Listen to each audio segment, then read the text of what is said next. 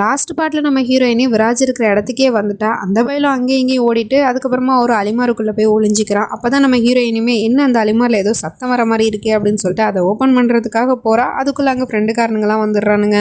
அண்ணி நீங்க இங்க என்ன பண்றீங்க அப்படின்னு கேட்டா, அது வந்து நான் ராகுவை தேடி தான் வந்தேன் அப்படின்னு சொல்லிட்டு இருக்கா. ராகு இப்பதான் வீட்டுக்கு கிளம்பி போனா அப்படின்னு சொன்னதும் ஓகே அப்படியா அப்படிங்கிற மாதிரி சொல்லிட்டு நம்ம ஹீரோயினி அங்க இருந்து போயிடுறா. வீட்டுக்கு வந்து பார்த்தா அந்த போலீஸ்காரனுங்க நிக்கிறானுங்க. அவனுங்களை பார்த்ததுமே நம்ம ஹீரோக்கு சமயம் வந்துருது. உங்களை யார் இங்க வர சொன்னா அப்படின்னு கேட்டா, ஏசிபி தான் உங்களோட பாதுகாப்புக்காக எங்களை இங்கே இருக்க சொன்னார் அப்படிங்கிற மாதிரி சொல்லிட்டு இருக்கானுங்க. அதெல்லாம் ஒன்றும் தேவையில்ல, நான் ஏசிபி கிட்ட நான் பேசிக்கிறேன், நீங்கள் இங்கேருந்து கிளம்புங்க அப்படின்னு சொல்லிட்டு அவனுங்களை துரத்தி விட்டுட்டு இருக்கான். அப்பா அம்மா அங்கே வந்து எதுக்கு அவங்கள இங்கேருந்து போக சொல்கிற, அவங்க எங்கேயும் போக மாட்டாங்க, அவங்க இங்கே தான் இருப்பாங்க அப்படிங்கிற மாதிரி சொல்கிறாங்க. ஆனால் அம்மா எதுக்காகம்மா நீங்கள் இவங்களெல்லாம் போய் நம்புறீங்க, போலீஸ் மேலே எனக்கு சுத்தமாக நம்பிக்கையே இல்லை அப்படிங்கிற மாதிரி சொல்லிட்டு இருக்கான். ஆனால் எனக்கு ரொம்ப நம்பிக்கை இருக்குது, அவங்க இங்கே தான் இருப்பாங்க. விராஜ் இங்கே வந்து திரும்ப ஏதாவது பிரச்சனை பண்ணானா என்ன பண்ணுறது, அதுக்காக தான் நான் இங்கே இவங்களை இருக்க சொல்கிறேன் அப்படிங்கிற மாதிரி சொல்லிட்டு இருக்காங்க. ஆனால் அதுக்கு தான் பாதுகாப்புக்கு என்னோட ஃப்ரெண்ட்ஸ் இருக்காங்களே அப்படின்னு சொன்னால் அதெல்லாம் அவங்க கேட்க மாட்டாங்க. அப்புறமா நம்ம ஹீரோயினி தான் வந்து புரிய வைக்கிறா. ராகவ் சொல்கிறதும் சரிதானே, ஒருவேளை விராஜ் இங்கே வந்தானா அவனை தடுத்து நிறுத்ததுக்காக தான் ராகுவோட ஃப்ரெண்ட்ஸ் இருக்காங்களே, அப்புறம் எதுக்காகமா கவலைப்படணும், அது மட்டும் இல்லாமல் ராகு மேலே எனக்கு ரொம்ப நம்பிக்கை இருக்குது அப்படிங்கிற மாதிரிலாம் சொல்லிட்டு இருக்கா. இவ இப்படி பேசுறதெல்லாம் பார்க்கும்போது நம்ம ஹீரோக்கு கில்ட்டியாக தான் இருக்குது. அதுக்கப்புறம் ஃப்ரெண்டுக்காரனும் கூப்பிட்டு சொல்கிறான், இங்கே பாருங்க ராகு, அண்ணி உங்களை ரொம்ப நம்புறாங்க, ஆனால் நீங்கள் அவங்ககிட்டே போய் சொல்லிட்டு இருக்கீங்க, அவங்களுக்கு மட்டும் விராஜை நீங்கள் தான் பிடிச்சி வச்சிருக்கீங்க அப்படிங்கிற விஷயம் தெரிஞ்சிச்சு அப்படின்னா வீட்டில் பெரிய பிரச்சனையாயிடும் அப்படிங்கிற மாதிரிலாம் சொல்லிட்டு இருக்கான். எனக்கு தெரியும், அவளுக்கு இந்த விஷயம் தெரியறதுக்கு முன்னாடி நான் விராஜ் கிட்ட ராணாவை பற்றி எப்படியாவது தெரிஞ்சுக்கணும் அப்படிங்கிற மாதிரி சொல்லிட்டு இருக்கான். அப்போ ஃப்ரெண்டுக்காரனும் ஃபோன் பண்ணி இந்த மாதிரி ஒன்று தேடி அண்ணி நேரடியாக இங்கே வந்துட்டாங்க, கொஞ்சம் விட்டுருந்தா விராஜை பார்த்துருப்பாங்க, நல்ல வேலை அவங்க விராஜை பார்க்கறதுக்கு முன்னாடி நாங்கள் வந்து தடுத்துட்டோம், வீட்டுக்கு தான் இப்போ வந்திருக்காங்க அப்படிங்கிற மாதிரி சொல்லிடுறான். இதை கேட்டது நம்ம ஹீரோக்கு ஒன்றும் புரியல. அப்போ நம்மளை தேடி அங்கே போயிருக்காளா அப்படிங்கிற மாதிரி பார்த்துட்டே இருக்கான். இந்த பக்கம் நம்ம ஹீரோயினுக்குமே டவுட்டாக தான் இருக்குது. என்கிட்ட மீட்டிங் இருக்குது, மீட்டிங்க்கு போகிறேன் அப்படின்னு சொல்லிட்டு எதுக்காக அவர் ஆசிரமத்துக்கு போகணும் அப்படிங்கிற மாதிரி யோசிச்சுட்டு இருக்கா. அப்போ தான் அவனு வந்து நீ எதுக்காக ஆசிரமத்துக்கு போன, நீ ஆசிரமத்துக்கு போன விஷயத்தை என்கிட்ட சொல்லவே இல்லையே அப்படின்னு சொல்லிட்டு இருக்கான். ஆமாம், நீங்களும் தான் விராஜோட உயிரை காப்பாற்றின விஷயத்தை பற்றி என்கிட்ட சொல்லவே இல்லை, அப்புறம் நான் இதுக்காக உங்ககிட்ட எல்லாத்தையும் சொல்லணும் அப்படிங்கிற மாதிரி சொல்லிட்டு அங்கேருந்து எழுந்துச்சு போகிறா. அப்போ பின்னாடி அவளோட சாரியை பிடிச்சி இழுக்கிற மாதிரி தெரியுது. ராகு விடுங்க, விளையாடாதீங்க அப்படிங்கிற மாதிரி சொல்லிட்டு இருக்கா. அதுக்கப்புறம் பார்த்தா இவன் எதுவுமே பண்ணலை, இவன் சும்மா தான் நின்றுட்டு இருக்கான். அவளோட சாரி வந்து அங்கே இருக்கிற ஆணியில் மாட்டியிருக்கு. அதுக்கப்புறம் அதையும் எடுத்துட்டு அங்கேருந்து கோவமாக போய்ட்றா. அப்புறமா ட்ரெஸ் சேஞ்ச் பண்ணிட்டு நம்ம ஹீரோ வந்து ஹீரோயினி கிட்ட பேச வந்தா லைட் ஆஃப் பண்ணுங்க, எனக்கு தூக்கம் வருது அப்படிங்கிற மாதிரி சொல்லிட்டு அவங்ககிட்ட மூஞ்சி கொடுத்து கூட பேச மாட்டேங்கிறா. உடனே இவன் அவளோட ஃபோட்டோவை கையில் எடுத்து வச்சுக்கிட்டு லவ் யூ குட் நைட் அப்படின்னு சொன்னால் அதுக்குமே அவள் எந்த ஒரு ரியாக்ஷனுமே பண்ணாமல் அப்படியே தான் படுத்திருக்கா. அதுக்கப்புறம் சரின்னு சொல்லிட்டு இவனும் படுத்து தூங்கிடுறான். இப்போ மார்னிங் ஆகிடுது. காலங்காலத்தில் நம்ம ஹீரோயினி புருஷனை பற்றியே தான் யோசிச்சுட்டு இருக்கா. அவர் திரும்பவும் ஏதாவது நம்ம கிட்ட மறைக்கிறாரோ அப்படிங்கிற மாதிரி. அப்பதான் டிவியில் நியூஸ் ஓடிட்டு இருக்கு. அதில் வந்து ப்ரெஸ் ரிப்போர்ட்டர்ஸ் எல்லாருமே வந்து அந்த ஏசிபிட்ட கேள்வி கேட்டுட்டு இருக்காங்க. எப்படி உங்கள் கஸ்டடியில் இருக்கும் போது ஒரு பைத்தியம் இங்கேருந்து தப்பிச்சு போச்சு, அந்த விராஜ் ரொம்ப மோசமானவன் தானே, அவனை தப்பிக்க விட்டு வேடிக்கை பார்த்துட்டு இருக்கீங்களா அப்படிங்கிற மாதிரி கேட்டதும், விராஜ் ரொம்ப மோசமானவன் அப்படிங்கிறது எங்களுக்கும் தெரியும், அவன் எப்படியோ தப்பிச்சு போயிட்டான், ஆனால் அதை பற்றி நீங்கள் ஒன்றும் கவலைப்பட வேணாம், அவன் இருக்கிற இடம் தெரிஞ்சு போச்சு, இன்னும் கொஞ்சம் நேரத்துலனா அவனை அரெஸ்ட் பண்ணிடுவேன் அப்படிங்கிற மாதிரி சொல்லிட்டு போயிடுறாரு. இந்த விஷயத்த கேட்டதுமே புருஷன் மேலே சந்தேகம் இருந்துச்சு இல்லையா, அதெல்லாம் இப்போ போயிடுச்சு. அப்போதான் அவனுமே வரான். உடனே அம்மாவும் பாத்தியாப்பா நியூஸை, அந்த விராஜ் இருக்கிற இடம் தெரிஞ்சு போச்சான், அவங்க கூடிய சீக்கிரத்தில் அரெஸ்ட் பண்ணிடுவாங்க, இதுக்கப்புறம் நம்ம கவலைப்பட வேணாம் அப்படிங்கிற மாதிரி சொல்லிட்டு இருக்காங்க. அதுக்கப்புறம் இவளும் புருஷனை உட்கார வச்சுட்டு இந்தாங்க டீ குடிங்க அப்படிங்கிற மாதிரி இது வரைக்கும் கோவமாக இருந்தால இப்போ அவனுக்கு பார்த்து பார்த்து எல்லாத்தையும் எடுத்து கொடுத்துட்ருக்கா. சீனி கரெக்டாக இருக்கா, வேறு எதுவும் வேணுமா உங்களுக்கு, எது வேணாலும் சொல்லுங்கள் நான் செஞ்சு தரேன் அப்படிங்கிற மாதிரிலாம் பேசிட்டு இருக்கா.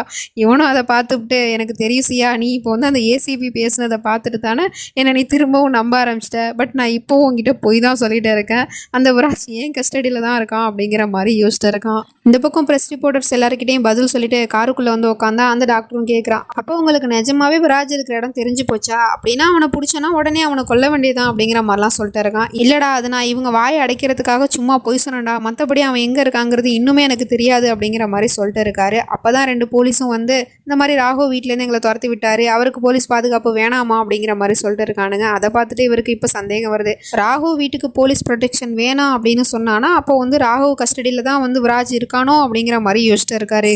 இந்த பக்கம் நம்ம ஹீரோவும் ஹீரோயினி கோமா இருக்கா இல்லையா, ஸோ அவளை வந்து எப்படியாவது சமாதானப்படுத்தணும் அப்படின்னு சொல்லிட்டு ரூமில் இருக்கிற எல்லா திங்ஸையுமே வந்து கரெக்டாக அரேஞ்ச்மெண்ட் பண்ணிகிட்டே இருக்கான். அப்போ தான் ஹீரோயினி உள்ளே வரா. எதுக்கு ராகு நீங்கள் இந்த வெள்ளம் பார்க்குறீங்க அப்படின்னு சொன்னால், அட என் பொண்டாட்டிக்காக நான் இது கூட பண்ண மாட்டேனா, அது மட்டும் இல்லாமல் என்னோட பொண்டாட்டியோட மூடு ஸ்பாயில் ஆகிடுச்சு, அதுக்கு காரணம் நான் தானே, ஸோ அவளோட மூடு திரும்பவும் இந்த ரூமை பார்த்துட்டு ஸ்பாயில் ஆகிடக்கூடாதுல்ல, ஸோ அதனால தான் உனக்காக நான் இதெல்லாம் பண்ணேன் அப்படிங்கிற மாதிரிலாம் சொல்லிட்டு இருக்கான். உடனே நம்ம ஹீரோயினும் நீங்கள் இதெல்லாம் பண்ணணும்னு எந்த ஒரு அவசியமும் கிடையாது, இன்ஃபேக்ட் நான் உங்ககிட்ட சாரி கேட்கணும் அப்படின்னு சொல்லிட்டு இருக்கா. எதுக்குன்னு கேட்டால் அது வந்து ராகவ் விராஜ் வந்து காணா போனான்ல, ஸோ அவன் உங்கள் கஸ்டடியில் தான் இருக்கானோ அப்படிங்கிற மாதிரி நான் யோசித்தேன். எனக்கு தெரியும் நான் உங்களை பற்றி தப்பாக தான் யோசிச்சிருக்கேன் அப்படின்னு. ஸோ உங்களை பற்றி நான் தப்பாக நினச்சிருக்க கூடாது. நான் ஏன் அப்படிலாம் நினச்சேன் அப்படின்னு எனக்கும் தெரியல. பட் ஒரு விஷயம் உண்மை, உங்களுக்கும் இந்த குடும்பத்துக்கும் எதுவும் ஆகிடக்கூடாதுன்னு நான் பயந்து தான் ராகவ் நான் இப்படிலாம் நினச்சிட்டேன். ஐம் ஸோ சாரி ராகவ் அப்படிங்கிற மாதிரி சொல்லிட்டு அவனை அப்படியே ஹேக் பண்ணிகிட்டே இருக்கா. அவனும் சரி போகட்டும் விடுமா அப்படிங்கிற மாதிரி சொல்லிட்டு மனசுக்குள்ளேயே சொல்லிகிட்டே இருக்கான். திரும்பவும் வந்து இவ என்னை நம்ப ஆரம்பிச்சிட்டா. ஆனால் இப்போவும் நான் வந்து அவளை பொய் சொல்லி ஏமாற்றிட்டு தான் இருக்கேன் அப்படிங்கிற உண்மை மட்டும் இவளுக்கு தெரிஞ்சிச்சு அப்படின்னா அவ்வளோதான். அதுக்குள்ளே அந்த ராணாவை பற்றி எப்படியாவது தெரிஞ்சுக்கணும் அப்படிங்கிற மாதிரி யோசிச்சுட்டு இருக்கான். அப்போ தான் இவனோட ஃப்ரெண்டுக்காரனும் ஃபோன் பண்ணி சீக்கிரமாக கிளம்பி உடனே இங்கே வாடா, இந்த விராஜ் தேவையில்லாமல் பிரச்சனை பண்ணிட்டு அலையிறான்டா, எங்களால் சமாளிக்க முடியல அப்படின்னு சொல்லிடுறானுங்க. சரி ஓகே வெயிட் பண்ண நான் வரேன் அப்படின்னு சொல்லிட்டு இவனும் ஃபோனை கட் பண்ணிட்டு கிளம்ப போகிறான். எங்கே போகிறீங்கன்னு கேட்டால் அது வந்து நான் ஃபேக்ட்ரிக்கு போகிறேன் அப்படின்னு சொல்லிட்டு இருக்கான். ஃபேக்ட்ரிக்கா? அம்மா எங்கேயும் போகக்கூடாதுன்னு சொல்லியிருக்காங்க யாரையுமே, அதுவும் உங்களை சுத்தமாக இந்த வீட்டை விட்டு போகவே கூடாது அப்படின்னு சொல்லியிருக்காங்க, அதனால் நீங்கள் போகக்கூடாது அப்படின்னு சொல்கிறா. பட் ஒரு சின்ன வேலை இருக்குது சியா, அந்த வேலை முடிஞ்சோடனே நான் உடனே கிளம்பி வந்துடுவேன் அப்படின்னு சொன்னதும் சரி ஓகே பார்த்து பத்திரமா போயிட்டு வாங்க அப்படின்னு சொல்லிட்டு அவளும் அனுப்பி வச்சிடுறா. வந்து பார்த்தா இந்த பையன் குழந்த மாதிரி என்னை விடுங்க ப்ளீஸ் லீவ் மீ அப்படிங்கிற மாதிரி கத்திட்டு இருக்கான். உடனே அங்கேருந்து வந்து இவனும் கோவப்பட்டுட்டு என்னடா நீ ரொம்ப தான் நாடகம் ஆடிட்டு இருக்க, இப்போ என்ன நீ உனக்கு நாடகம் ஆடணுமா, நாடகம் ஆடி கட்டு, நான் உட்காந்து வேடிக்கை பார்க்குறேன் அப்படின்னு சொல்லிட்டு சேரை போட்டு உட்காந்துட்டு இருக்கான். அவனுமே வந்து சும்மா சேரை போட்டு உட்கார்ற மாதிரி அவனை மாதிரி அவன் என்னெல்லாம் பண்ணுறானோ அது எல்லாத்தையும் பண்ணிட்டு இருக்கான். இவனும் அவன் என்ன பண்ணுறான்னு வேடிக்கை பார்த்துட்டு உட்காந்துருக்கான். அதுக்கப்புறம் அவனும் எவ்வளோ நேரம் தான் அப்படியே உட்காந்துருப்பான். உடனே ராகு கிட்ட போய் Rahu I am so sorry, நீ என் மேலே கோவமா இருக்கியா, நான் உனக்காக இதை பண்ணி எடுத்துகிட்டு வந்திருக்கேன் அப்படின்னு சொல்லிட்டு ஒரு சைக்கிள் இவன் பண்ணியிருப்பான் போல், கையால் சும்மா ஏதோ பண்ணியிருப்பான்னு நினைக்கிறேன். அதை எடுத்துகிட்டு வந்து கொடுக்குறான். பட் அதை இவன் வாங்கிக்காமல் இந்த பக்கமாக திரும்பிடுறான். ஆனால் அந்த பையன் சும்மா இருக்காமல் அவனோட கோட் பாக்கெட்டுக்குள்ளேயே அதை போட்டுடுறான். இப்போ என்னதாண்டா உனக்கு பிரச்சனை அப்படின்னு கேட்டால் எனக்கு பசிக்குது ராகு அப்படின்னு சொல்கிறான். பசிச்சா உனக்கு என்ன வேணுமோ நீயே பண்ணி சாப்பிட்றா அப்படிங்கிற மாதிரி சொல்லிடுறான். அதுக்கப்புறம் அந்த பையலும் அங்கேருந்து கிச்சனுக்கு போயிட்டு இருக்கான். அங்கே போய் ஃபஸ்ட்டு உப்பு எடுத்து வாயில் வச்சுட்டு இருக்கான். அதுக்கப்புறம் அது உப்பு கறிக்கவும் தண்ணி எடுத்து குடிச்சிட்டு இருக்கான். இவன் என்ன பைத்தியம் மாதிரி பண்ணிட்டு இருக்கானே அப்படிங்கிற மாதிரி அவனும் தூரத்தில் இருந்து பார்த்துட்டு தான் இருக்கான். அதுக்கப்புறமா ஒரு முட்டையை எடுத்துட்டு ஆம்லேட் போடுறதுக்காக அதை கலக்கிட்டு வந்து அடுப்பில் ஊற்றிட்டு இருக்கான். தோசைகளில் ஊற்றிட்டு இருக்கான். ஸ்டவ் ஆன் பண்ணி அது மேலே வச்சுட்டு இப்போ ரெடி ஆகும் அப்படிங்கிற மாதிரி சொல்லிட்டு பார்த்துட்டு இருக்கான். எப்பட்றா பற்ற வைக்காமல் ரெடி ஆகும் அப்படிங்கிற மாதிரி அவனும் சைக்கிளாக சொல்லிட்டு இருக்கான். அதுக்கப்புறம் ஓ பற்ற வைக்கணுமா அப்படின்னு சொல்லிட்டு அவன் வந்து லைட்டர் தேடிட்டு இருக்கான். அப்போ தான் நம்ம ஹீரோக்கு வந்து ஃபோன் கால் வருது. ஹீரோயினி தான் கால் பண்ணுறா. எங்கே இருக்கீங்க, ஆஃபீஸ் ஒர்க் முடிஞ்சிச்சா இல்லையா, சீக்கிரமாக கிளம்பி வீட்டுக்கு வாங்க அப்படிங்கிற மாதிரி சொல்லிட்டு இருக்கா. நான் உங்களுக்காக பிடிச்சதெல்லாம் சமைச்சு வச்சிருக்கேன்னு வேற சொல்லிட்டு இருக்கா. நான் இன்னும் கொஞ்ச நேரத்தில் வந்துடுவேன் அப்படின்னு இவன் பேசிகிட்டு இருக்கும் போது அந்த பக்கம் அந்த பையன் எப்போவோ கேஸ் ஸ்டவ்வை ஆன் பண்ணி வச்சான்ல, ஸோ அவன் லேட்டாக பற்ற வச்சதுனால கேஸ் அப்படியே பற்றிக்கிட்டு எரிஞ்சிருது. அந்த இடத்துல ஒரு தீ விபத்தே நடந்துருது. இந்த சவுண்டு நம்ம ஹீரோயினுக்குமே கேட்டுருது. என்ன சவுண்டு அது, என்னாச்சு ராகு நீங்கள் நல்லா இருக்கீங்களான்னு இவ கத்திட்டே இருக்கா. ஆனால் அந்த பையன் வந்து விராஜை காப்பாற்றுறதுக்காக போயிடுறான். ஒரு வழியா நெருப்புலேருந்து காப்பாற்றி அவனை வெளியே கூட்டிகிட்டு வந்தாச்சு. எதுக்கடா அப்படிலாம் பண்ணிட்டு இருக்க அப்படின்னு கேட்டால் ராகு எனக்கு எரியுது அப்படின்னு சொல்லிட்டு இருக்கான். அதுக்கப்புறம் அவனுக்கு வந்து உட்கார வச்சுட்டு ஆயில்மெண்ட்டை போட்டுட்டு இருக்காங்க. அப்போ ஃபோன் ரிங் ஆகிற சவுண்டு கேட்குது. அதுக்கப்புறமா தான் அவனுக்கு தெரியுது ஃபோனை கீழே தூக்கி போட்டோம் அப்படின்னு. பொண்டாடி தான் ஃபோன் பண்ணுறா. என்னாச்சு ராகு, அது என்ன சத்தம், நீங்கள் நல்லா இருக்கீங்களா அப்படின்னு கேட்டால் நான் நல்லா தான் இருக்கிறேன் அப்படின்னு சொல்கிறான். அப்போ என்ன அந்த சத்தம் எங்கேருந்து வந்துச்சுன்னு கேட்டால் அது ஒன்றும் இல்லை சியா, ஒரு சின்ன மிஷின் வந்து வெடிச்சிருச்சு, அந்த சத்தம் தான் அது அப்படிங்கிற மாதிரி சொல்லிட்டு இருக்கான். நீங்கள் நல்லா இருக்கீங்களான்னு கேட்டால் நான் நல்லா தான் இருக்கிறேன், வீட்டுக்கு வந்துடுறேன், நீ ஃபோனை வை அப்படிங்கிற மாதிரி சொல்லிட்டு கட் பண்ணிடுறான். அதுக்கப்புறம் இந்த பைக்கிட்ட போய் எதுக்கடா அப்படிலாம் பிரச்சனை பண்ணிட்டு இருக்க, ஒழுங்கா நீ உண்மையை சொல்லிட்டா உன்னை நான் விட்டுருவேண்டா அப்படின்னு சொன்னால் ராகு எனக்கு எரியுது, இங்கே பாரு எனக்கு காயமாக இருக்குது, நீ எம்எல்ஏ கோமா இருக்கியா ராகு அப்படிங்கிற மாதிரிலாம் பச்சை பிள்ளை மாதிரி பேசிகிட்டு இருக்கான். இங்கே பாரு நீ இப்படிலாம் நடிக்கிறத ஃபஸ்ட்டு நிப்பாட்டு, இதெல்லாம் ஒரு காயமா, நீ என் குடும்பத்தில் இருக்கவங்க எல்லாருக்குமே ஒரு காயத்தை கொடுத்தல, அதுக்கு முன்னாடி இதெல்லாம் ஒன்றுமே இல்லை அப்படிங்கிற மாதிரி சொல்லிட்டு இருக்கான். அப்போவும் இந்த பையன் எனக்கு எரியுது ராகு அப்படிங்கிற மாதிரி சொல்லிட்டு இருக்கான். இங்கே பாருடா உனக்கு இன்னும் ஒரு நாள் தான் டைம் இருக்குது, அந்த ஒரு நாளுக்குள்ளே நீ வந்து அந்த ராணா யாருங்கிற உண்மையை சொல்கிற, இல்லைன்னு வச்சுக்கேன் அப்புறம் நானே 2 கையில் உன்னை கொண்டுடுவேண்டா அப்படிங்கிற மாதிரி மாட்டிட்டு அங்கேருந்து போயிடுறான்.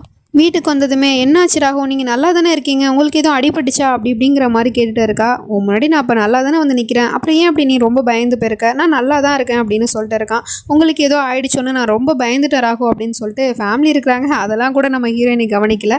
அந்த செகண்ட் அவளுக்கு ஹக் பண்ணணும்னு தோணி இருக்கு. ஸோ எல்லாருக்கும் முன்னாடி ஹக் பண்ணிட்டு நின்றுட்டு இருக்கா. உடனே அங்கே இருக்கிறவங்க எல்லாரும் சிரிச்சிட்டு இருக்காங்க. சியா உனக்கு ஒரு வேளை ரொமான்ஸ் பண்ணணும் அப்படின்னா வாயே நம்ம ரூமுக்கு போகலாம், எல்லாரும் பார்க்குறாங்க அப்படிங்கிற மாதிரி சொல்லிட்டு இருக்கான். அதுக்கப்புறமா தான் இவளுக்கு ரியலைஸ் ஆகுது. அங்கேருந்து வெக்கப்பட்டுட்டு ஓடி போயிடுறா.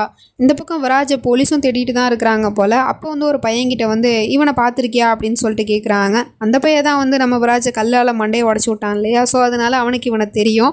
அதனால இந்த மாதிரி நடந்தது சொல்லிடுறான். இவன் வந்து எங்ககிட்ட பிரச்சனை பண்ணான், அப்புறம் ஒரு அங்கிள் தான் இழுத்துட்டு போனாரு அப்படின்னு சொல்லிட்டு. உடனே இந்த போலீஸும் ஏசிபிக்கு கால் பண்ணி ஒரு பையன் வந்து விராஜை பார்த்துருக்கான், அவனை யாரோ அழைச்சிட்டு போனதாக சொல்லிட்டு இருக்கான் அப்படின்னு சொன்னதும் அந்த பையனையும் அந்த பையனோட ஃபேமிலியும் அழைச்சிட்டு நேராக இங்கே வா அப்படிங்கிற மாதிரி கூப்பிட்டுட்டு இருக்காரு. ஒருவேளை அந்த பையன் வந்து ராகு அடையாளம் காமிச்சிட்டான் அப்படி பார்த்தீங்கன்னா அப்போ அவருக்கு தெரிஞ்சு போயிடும் ராகுவோட கஸ்டடியில் தான் விராஜ் இருக்கான் அப்படிங்கிறது. என்ன நடக்க போகுது அப்படிங்கிறது தெரியல. வெயிட் பண்ணி தான் பார்க்கணும். நெக்ஸ்ட் நினச்சி நம்ம அடுத்த பாட்டில் பார்த்து தெரிஞ்சுப்போம். அது வரைக்கும் பை ஃப்ரெண்ட்ஸ்.